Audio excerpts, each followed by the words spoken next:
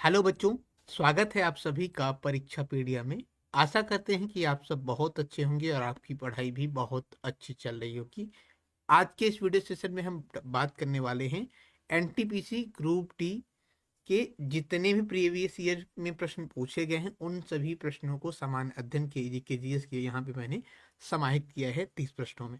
तो कहीं ना कहीं ये क्लास आपके लिए बहुत ही महत्वपूर्ण होने वाली, विद डिटेल के साथ हम देखेंगे और खुद का आप एनालिसिस कीजिएगा और बताइएगा कि आपने इन जो है 30 प्रश्नों में कितने प्रश्नों का सही जवाब दिया है। तो चलिए ज़्यादा लेट ना करते हुए वीडियो सेशन को शुरू करते हैं और बात कर लेते हैं आज के पहले प्रश्न की। पहला प्रश्न आपके स्क्रीन पर है, बताइए डैश में महाराष्ट्र और गुजरात राज्यों का गठन किया गया?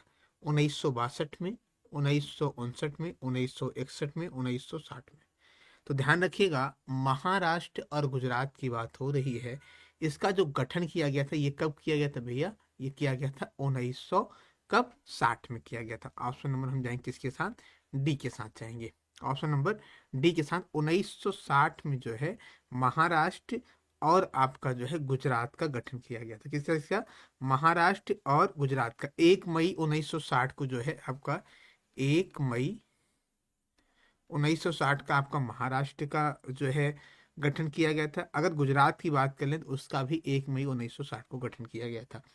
बात आई समझ में? अगर हम अन्य राज्यों की बात करें तो आप लिस्ट देख सकते हैं। आंध्र प्रदेश का आपका 1 नवंबर को, अरुणाचल प्रदेश 20 फरवरी को, असम 26 जनवरी 1950 को, बिहार 22 मार्च 1912 को। ये सारे लिस्ट हैं जो राज्य हैं, इनका गठन कब किया गया था। उत्तराखंड 9 नवंबर 2000 को हुआ था, उत्तर प्रदेश से अलग होकर। ठीक है, ऐसे ही आप सारे राज्यों को देख सकते हैं। तो चलिए आगे बढ़ते हैं। 1950 में महात्मा गांधी डैश से हमेशा के लिए भारत लौट आए थे? ब्रिटेन से, दक्षिण अफ्रीका से, केन्या से, संयुक्त राष्ट्र अमेरिका से? तो ध्यान रखिएगा 1915 में, कब? 1915 में जो है महात्मा गांधी दक्षिण अफ्रीका से जो है भारत लौटे थे। कहाँ से?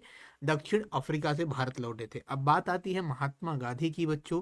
तो महात्मा गांधी से रिलेटेड कुछ उपाधि उनके पूछे जा सकते हैं कि किस कौन सी उपाधि महात्मा गांधी को किसने दिया है। आइए हम उसे एक बार देख लेते हैं। तो महात्मा गांधी को महात्मा किसने कहा? रविन्द्रनाथ टैगोर ने कहा था, ध्यान रखिएगा। राष्ट्रपिता सुभाष चंद्र बोस ने कहा था। अर्धनग्न फकीर विंस्टन चर्चिल ने कहा था। मलंग बाबा जो है बात कर लें तो कबायलियों के द्वारा कहा गया था। केसर हिंद प्रथम विश्व युद्ध के समय कहा गया था। भर्ती करने वाला जाजेट प्रथम विश्व युद्ध के समय इनको कहा गया था। भंगी शिरोमणि की बात करें तो दक्षिण अफ्रीका के प्रवास के दौरान कहा गया था। कोली वरिस्टर दक्षिण अफ्रीका के अंग्रेज मजिस्ट्रेट के द्वारा कहा गया था। कर्मवीर दक्षिण अफ्रीका के सहयोगी के द्वारा कहा गया था। सेवाग्राम का संत आश्रम के अतिथि थे, उन्होंने कहा था। ठीक, ये महात्मा गांधी से रिलेटेड कुछ फैक्ट हैं, इसे आप देख लीजिएगा। बात कर लेते हैं अगले प्रश्न की। निम्नलिखित में से कौन पर्सनल कंप्यूटर का भाग नहीं है? यूएसबी, सीपीयू, रोम या रैम?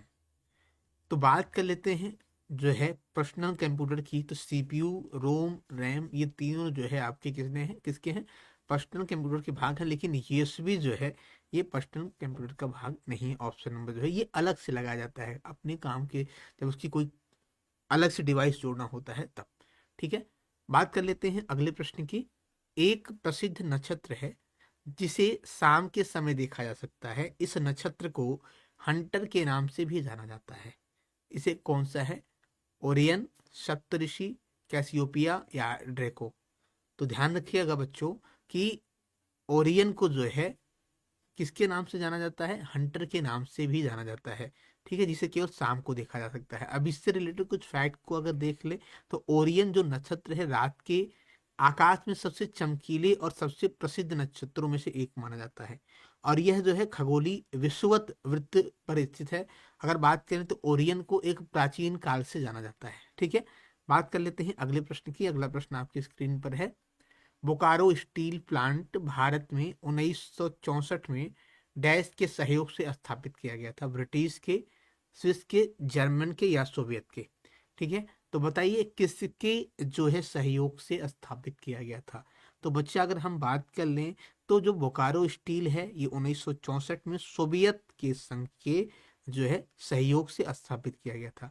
अब बात आती है कुछ ऐसे जो इस्पात संयंत्र प्लांट हैं जो स्थापित किए गए थे और वो किनके सहयोग से स्थापित किए गए थे और कब और कहाँ पे स्थापित किए गए थे। अगर हम इस पर बात करें तो राउरकेला स्टील की बात कर लें तो ये उड़ीसा में स्थित है, ध्यान रखिएगा। जर्मनी के सहयोग से जो है ये प्रारंभ किया गया था 1959 में, ठीक है। भिलाई इस्पात संयंत्र की बात कर लें तो ये कहाँ पे स्थित है, छत्तीसगढ़ में है इस बच्चों। और ये रूसी के द्वारा जो है इसके सहयोग से प्राप्त हुआ था, कब, 1959 में ये भी जो है स्टेब्लिश किया गया था। दुर्गापुर स्टील प्लांट की बात कर लें तो पश्चिम बंगाल में स्थित है, यूनाइटेड किंगडम के सहयोग से जो है स्थापित किया गया था और 1962 में ये स्टेब्लिश किया गया था। बोकारो स्टील की बात कर लें तो झारखंड में है, रूस सोवियत के द्वारा 1964 में किया गया था, ठीक है। बढ़ते हैं अगले प्रश्न की तरफ। गुजरात पर अपनी जीत के उपलक्ष्य में अकबर ने फतेहपुर सीकरी में भारत का सबसे ऊंचा प्रवेश द्वार गेट ऑफ मैग्निफिसेंस बनाया था। इस प्रवेश द्वार का दूसरा क्या नाम है, ठीक है, बताइए। इस प्रवेश द्वार का दूसरा क्या नाम है जो अकबर ने फतेहपुर सीकरी में भारत का सबसे ऊंचा प्रवेश द्वार जिसे गेट ऑफ मैग्निफिसेंस कहा गया है, बनाया गया है। इस प्रवेश द्वार का दूसरा क्या नाम है? कश्मीरी गेट है क्या, बुलंद दरवाजा है, इंडिया गेट है, गेटवे ऑफ इंडिया है? तो कश्मीरी गेट कहाँ पे है? ये दिल्ली में है, ध्यान रखिएगा, ठीक है। और अगर बात कर लें हम जो है इस प्रश्न के सही जवाब का, तो वो है आपका बुलंद दरवाजा है। ऑप्शन नंबर हम जाएंगे किसके साथ, बी के साथ। आपको बता दें बुलंद दरवाजा कब बनाया गया था, ये जो है 1573 में, ठीक है। 1573 में ये इसका निर्माण करवाया गया था, किसके द्वारा? अकबर के द्वारा, ठीक है, बुलंदशहर में। अकबर ने, ध्यान रखिएगा, गुजरात पर अपनी जीत के उपलक्ष्य में ये बुलंद दरवाजा बनवाया था। ये प्रश्न पूछता है कि जो बुलंद दरवाजा है किसकी जीत के उपलक्ष्य में बनवाया गया था, तो गुजरात विजय के बाद जो है ये दरवाजा उसी के उपलक्ष्य में बनवाया गया था और यह दुनिया का सबसे ऊंचा प्रवेश द्वार है और मुगल वास्तुकला का एक अद्भुत उदाहरण माना जाता है, ठीक है। अगर बात कर लें हम कश्मीरी गेट या इंडिया गेट और गेटवे ऑफ इंडिया के बारे में डिस्कस कर लेते हैं, तो कश्मीरी गेट कहाँ पे, मैंने बताया आपको, ये नई दिल्ली में स्थित है और यह दिल्ली का ऐतिहासिक दीवार वाले शहर का उत्तरी द्वार है, ठीक है। इसे बनवाया किसने था, तो मुगल बादशाह शाहजहां ने इसको बनवाया था, कश्मीरी गेट को, ठीक है। इंडिया गेट की बात करें तो यह आधिकारिक नाम दिल्ली मेमोरियल के रूप में जो है अखिल भारतीय युद्ध स्मारक कहा जाता था। नई दिल्ली में स्मारकी बलुआ पत्थर के मेहराबों से ये बना हुआ है। 1914 19 से और 1919 के बीच लड़े गए युद्धों में मारे गए ब्रिटिश भारत के सैनिकों को समर्पित है, ठीक है। किसको समर्पित है? भारतीय जो सैनिक थे उनको समर्पित है। अब गेटवे ऑफ इंडिया की बात कर ले तो गेटवे ऑफ इंडिया जो है 1911 में किंग जो है जॉर्ज पंचम और मैरी की मुंबई तत्कालीन बॉम्बे के जो है शाही यात्रा के उपलक्ष्य में बनवाया गया था, उनके स्वागत में। और ये समुद्र के रास्ते से शहर में प्रवेश करने वाला आगंतुकों के स्वागत के लिए पहली संरचना थी। इसे लोकप्रिय में मुंबई का ताजमहल भी कहा जाता है, ध्यान रखिएगा। क्या कहा जाता है? मुंबई का ताजमहल कहा जाता है किसे, जो है गेटवे ऑफ इंडिया को, ठीक। बढ़ते हैं अगले प्रश्न की तरफ। निम्नलिखित में से कौन सा एक इनपुट डिवाइस है? Optical character reader, inkjet printer, headphone या प्रोजेक्टर? तो इसमें पूछ रहा है एक इनपुट डिवाइस है, ठीक है। प्रिंटर क्या है? आउटपुट है। हेडफोन क्या है? आउटपुट है। प्रोजेक्टर क्या है? आउटपुट है। लेकिन जो ऑप्टिकल कैरेक्टर रीडर है ये क्या है? ये आपका इनपुट डिवाइस है। ऑप्शन हम जाएंगे इसके साथ, ए के साथ, ठीक। बढ़ते हैं अगले प्रश्न की तरफ। तत्कालीन सम्राट जॉर्ज पंचम द्वारा दिल्ली के आधिकारिक तौर पर ब्रिटिश भारत की राजधानी के रूप में किस वर्ष घोषित किया गया था? 1913 में, 1910, 1911 या 1907 में? तो ये कब किया गया था? तो ध्यान रखिएगा ये किया गया था 1900 जो है आपका कब, 11 में किया गया था, ठीक है। कब किया गया था? 1911 में। अब दोस्तों बात आती है कि 1911 में जब ये किया गया था उस समय भारत का गवर्नर जनरल कौन था? तो आइए उसके बारे में बात कर लेते हैं। तो ध्यान रखिएगा लॉर्ड हार्डिंग द्वितीय जो 1910 से 1916 तक भारत के गवर्नर जनरल थे। तो इन्होंने 1911 में किंग जॉर्ज पंचम के राज्याभिषेक के लिए दिल्ली दरबार का आयोजन किया था और राजधानी जो है यहीं पे स्थानांतरित किया था, ठीक है। 1911 में राजधानी को कलकत्ता से दिल्ली हस्तांतरित किया गया था और इसी घटना में उन्होंने बंगाल का विभाजन को रद्द कर दिया था। जो बंगाल का विभाजन रद्द हुआ था किस घटना से हुआ था? जो कलकत्ता से दिल्ली जो राजधानी हस्तांतरित हुई थी 1911 में। ठीक है। और लॉर्ड हार्डिंग द्वितीय के ही समय में, ध्यान रखिएगा, महात्मा गांधी भारत लौटे थे। कहाँ से? आप हमें कमेंट बॉक्स में बताएं, मैंने अभी आपको स्टार्टिंग में बताया था शुरू में ही। ठीक है, दक्षिण अफ्रीका से। बात कर लेते हैं अगले प्रश्न की। उत्तराखंड के कुमाऊं क्षेत्र में लोकप्रिय तलवार नृत्य को डैश कहा जाता है? क्या कहा जाता है? कथक कहा जाता है, लावड़ी कहा जाता है, छोलिया कहा जाता है, घूमर कहा जाता है? तो इसे कहा जाता है भैया झोलिया कहा जाता है। क्या कहा जाता है? झोलिया कहा जाता है। ऑप्शन नंबर हम जाएंगे किसके साथ? जो है आपका सी के साथ जाएंगे। ठीक है, बढ़ते हैं अगले प्रश्न की तरफ। डैश को विद्युत ऋणात्मक तत्व के रूप में जाना जाता है क्योंकि वे इलेक्ट्रॉनों के लाभ को ऋणावेशित आयन बनाते हैं। अधातु, मिश्रण, मिश्र धातु या यौगिक? तो ये कौन से हैं भैया? ये आपके अधातु हैं। ऑप्शन नंबर हम जाएंगे किसके साथ? ए के साथ। बढ़ते हैं अगले प्रश्न की तरफ। अगला प्रश्न आपके स्क्रीन पर है। दयानंद सरस्वती निम्नलिखित में से किस मिशन के संस्थापक थे? तो दयानंद सरस्वती जो है ये आपके आर्य समाज के संस्थापक थे। किसके संस्थापक थे भैया? आर्य समाज के संस्थापक थे। अगर हम बात कर लें इनके बारे में तो स्वामी दयानंद सरस्वती जो है इन्होंने आर्य समाज की जो स्थापना कब की गई थी? तो इनके द्वारा 1875 में की गई थी आर्य समाज की स्थापना, ध्यान रखिएगा। उन्होंने वेदों का अनुवाद किया और सत्यार्थ प्रकाश, वेद भाष्य, भूमिका और वेद भाष्य नामक 3 पुस्तकें इन्होंने लिखी थी। ठीक है, इन्होंने एक जो है नारा दिया, वेदों की ओर लौटो। काफी बार आपके एग्जाम में पूछा गया, इसे आप नोट डाउन कर लीजिएगा, वेदों की ओर लौटो। ये स्वामी दयानंद सरस्वती जी का नारा था। ठीक है, अब बात कर लेते हैं कि ब्रह्म समाज की स्थापना राजा राम मोहन राय ने किया था। चिन्मय समाज की स्थापना जो है मिशन की, तो चिन्मयानंद सरस्वती ने किया था। प्रार्थना समाज की स्थापना की बात करें तो आत्माराम राम पांडुरंगम ने किया था। ठीक है, बात कर लेते हैं अगले प्रश्न की। अगला प्रश्न है कि भारतीय संविधान का अनुच्छेद 21A जो है डैश का अधिकार प्रदान करता है? तो ये किस चीज का? काम का, गोपनीयता का, समानता का या शिक्षा का?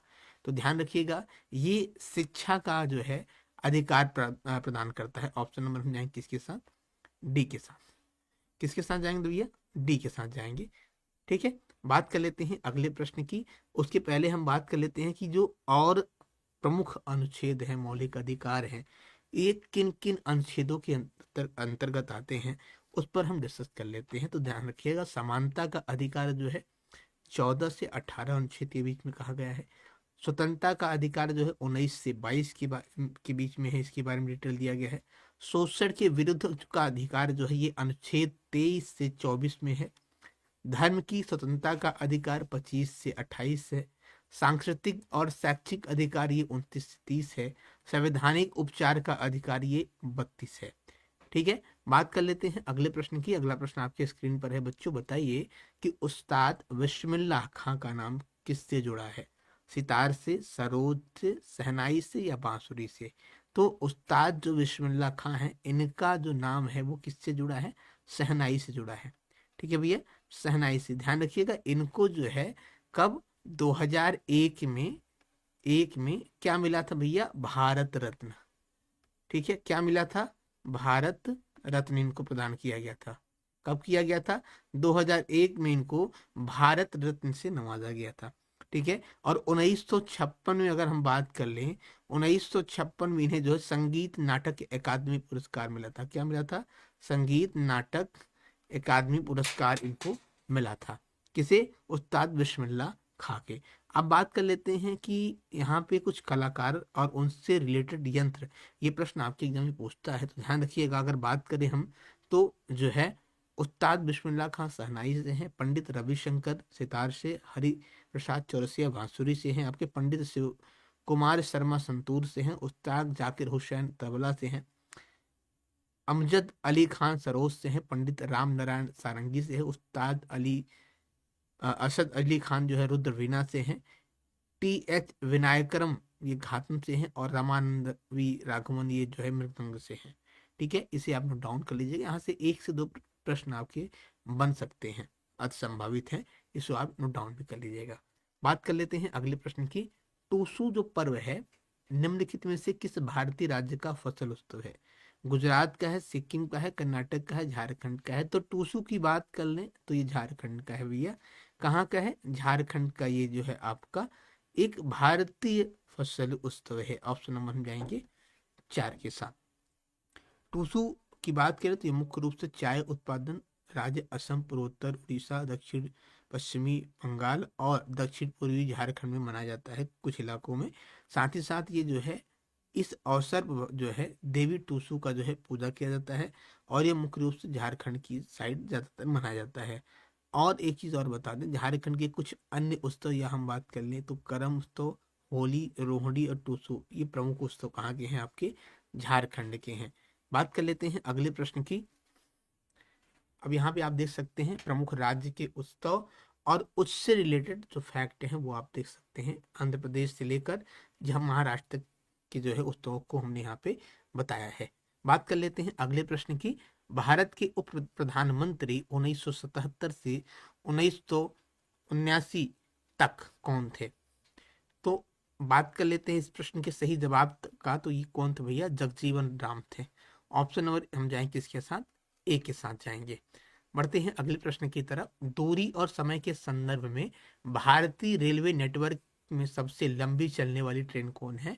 तो ये कौन सी है? आपकी विवेक एक्सप्रेस है। कौन सी है? आपकी विवेक एक्सप्रेस जो है दूरी और समय के संदर्भ में भारतीय रेलवे नेटवर्क की सबसे लंबी चलने वाली ट्रेन मानी जाती है।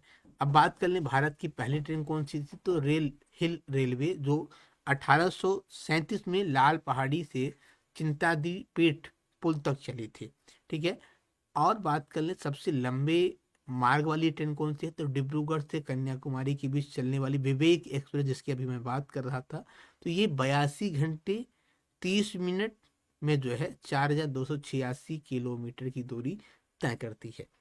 भारत का पहला रेलवे स्टेशन अगर बात कर लें तो मुंबई में स्थित बोरी बंदर भारत का पहला रेलवे स्टेशन है। ठीक है। बात कर लेते हैं अगले प्रश्न की। 1916 में लखनऊ समझौते में ने भारतीय राष्ट्रीय कांग्रेस के नरमपंथियों, कट्टरपंथियों और डैश के लिए एक संयुक्त राजनीतिक मंच प्रदान किया था। तो ये मुस्लिम लीग के लिए जो है एक संयुक्त जो है आपका क्या किया था? मंच प्रदान किया गया था। बात कर लेते हैं अगले प्रश्न की। 1916 के लखनऊ समझौते में भारतीय राष्ट्रीय कांग्रेस के नरमपंथी, कट्टरपंथी और आपका जो है ये प्रश्न आपका रिपीटेड हुआ है, इसके लिए माफी चाहेंगे हम दोस्तों। तो अगला प्रश्न आपकी स्क्रीन पर आता है कि भारत में बनी पहली रंगीन फिल्म कौन सी है? तो राजा हरिश्चंद्र, छोटा चेतन, किसान कन्या या आलम आरा। तो भारत में बनी पहली रंगीन फिल्म जो है आपका कौन सा है भैया? ये किसान कन्या है। ऑप्शन नंबर हम जाएंगे किसके साथ? सी के साथ जाएंगे। आइए इसके बारे में डिटेल देख लेते हैं। किसान कन्या 1937 की हिंदी सिने कलर पिक्चर फिल्म थी, जिसे मोती गिडवानी द्वारा निर्देशित किया गया था और इंपीरियल पिक्चर के अरदीप सिंह ईरानी द्वारा निर्मित किया गया था। आपको बता दें कि भारतीय जनता इस फिल्म को भारत की पहली रंगीन फिल्म के रूप में याद करती है। दादा साहब फाल्के की मूक फिल्म राजा हरिश्चंद्र 1913 में भारत में बनी, और यह पहली पिक्चर फिल्म थी। ठीक है। बात कर लेते हैं अगले प्रश्न की। जय जवान जय किसान का नारा किसने दिया है? जेपी नारायण, श्यामा प्रसाद मुखर्जी, लाल बहादुर शास्त्री या जे दौलत राम? बताइए कौन है?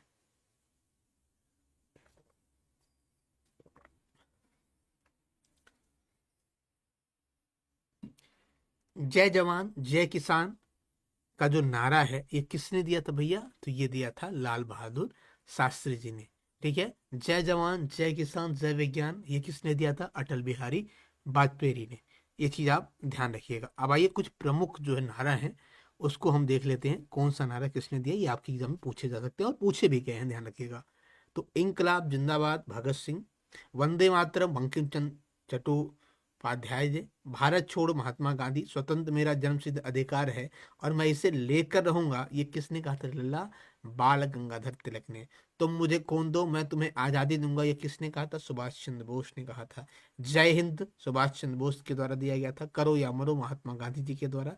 आराम हराम है जवाहरलाल नेहरू के द्वारा। जय जवान जय किसान जय विज्ञान मैंने अभी आपको बताया अटल बिहारी वाजपेयी के द्वारा। वापस वेदों की ओर लौटो स्वामी दयानंद सरस्वती के द्वारा। ये प्रमुख नारे हैं, इसे आप नोट डाउन कर लीजिएगा, यहाँ से प्रश्न आपके बन सकते हैं। ठीक है, बात कर लेते हैं अगले प्रश्न की। अगला प्रश्न आपकी स्क्रीन पर है, बताइए केवलादेव घना राष्ट्रीय उद्यान कहाँ पर स्थित है?